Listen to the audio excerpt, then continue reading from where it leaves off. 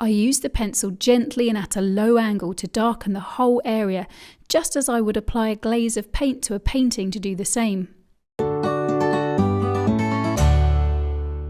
Hi, I'm Anna Mason. Welcome to this episode of Nature Studio TV, the place to be to create a nature-connected creative life.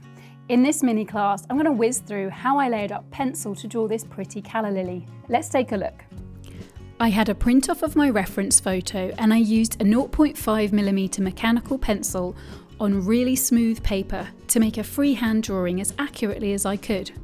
I took my time and I used my pencil to roughly measure areas on the photo so that I could replicate them in my drawing. And I was sure to cross-check key parts of the drawing, we call those landmarks, against each other to ensure that my angles were right and the drawing stayed on track.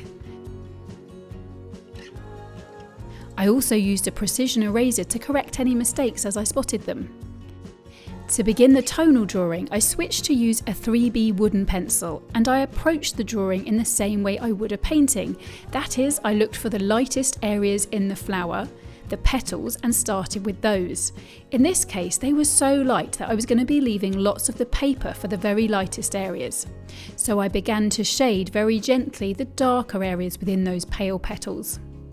To get as smooth a result as I could, I used the angle of the pencil really low to the paper and a very gentle pressure.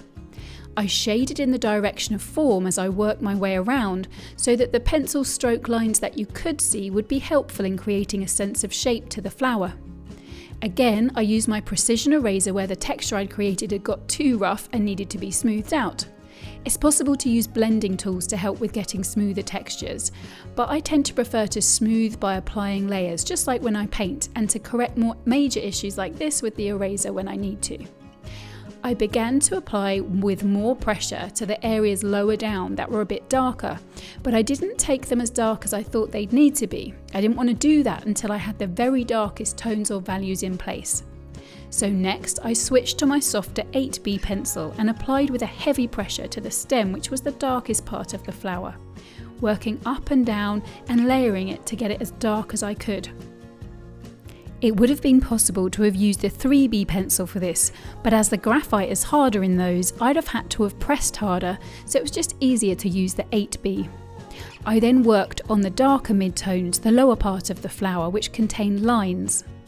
I left gaps here to the lighter pencil work underneath and increased the pressure to the left edge where it was darker. I used the pencil gently and at a low angle to darken the whole area, just as I would apply a glaze of paint to a painting to do the same. Next, I used the 3B pencil nice and sharp to draw in the dark areas to the stamen, leaving gaps to the lighter areas and using the sharp tip of the pencil to create the little shapes of detail. With the darkest tones in place, it was now easier to see how much darker to take those beautiful pale petals. So I now spent some time darkening those gently in pale layers with the pencil angle low.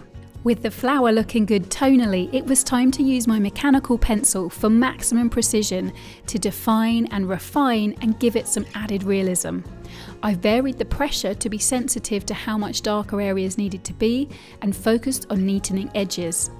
I then used the 3B again to make some more subtle shading of areas within the petals that needed to be a touch darker. Then I did some final neatening up and detail refining with the mechanical pencil. This was a quick overview, but you can take the full video class of this calla lily tonal drawing for free now over at naturestudio.com. It's 50 minutes long and I show you every single detail. And all you need is an HB pencil and some paper to give it a go. Just check out the results that people have been getting. Thanks so much for watching.